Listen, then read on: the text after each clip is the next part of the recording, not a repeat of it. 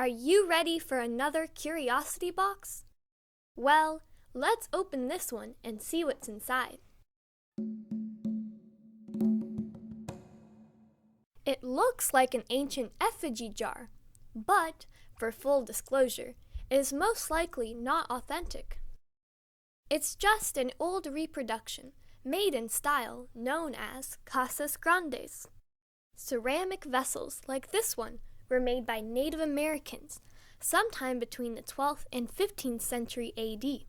People of Casas Grandes live on the territory of modern-day North Mexico in huge, multi-room adobe buildings. Casa means house in Spanish, and grande is large.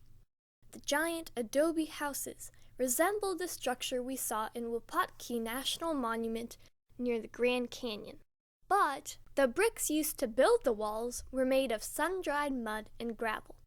The place also had sophisticated water usage system that delivered water to certain rooms, stored it in reservoirs, and removed waste. The Casas Grandes is actually the name of the archaeological site, which is thought to belong to Mogollon culture. Decorated effigy jars are what they are famous for. People who made Casas Grandes pottery were quite creative in converting real life into symbols. It's intriguing to observe how ancient people explored the virtual world of ideas in their art, and to try to decipher their views of the universe. The decorations on the pottery usually made in white, brown, and black. They often incorporate so-called lightning pattern, the white zigzag line.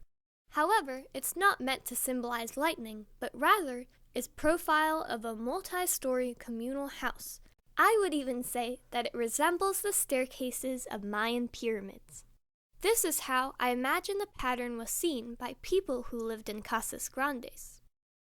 This guy has his eyes closed, indicating the state of trance or hallucination often induced by smoking and practiced by shamans when they ventured into other worlds.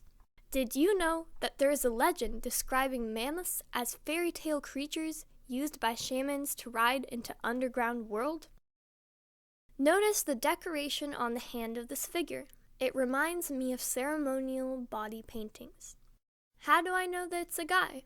Well, the specific details of Casas Grandes effigy jars, representing male or female, usually make it obvious. But in our case, it's hard to tell unless you are aware that sitting female figures usually have their legs extended and straight, while male figures sit in a squatting position with their legs bent. Based on this distinction, it has to be a man who is daydreaming with closed eyes, traveling in the world of imagination, possibly under the influence, so to speak. By the way, while we are discussing the real cultural trends, let's not forget that it is a recent imitation piece. The style resembles those called Ramos polychrome and Villa Ahumada polychrome. The pottery was covered with a gray liquid clay or silt, and the designs were painted using brushes made from yucca fibers. A cool thing about pottery in general is that it's like stone, stays basically forever. A 1,000-year-old piece may look like it's new. Who knows who will be holding this vessel in a few hundred years from now? But it has a chance to be preserved for a long, long time. My parents bought this vessel at an antique store in Texas and used it for stage photography, but nothing got published as far as I know.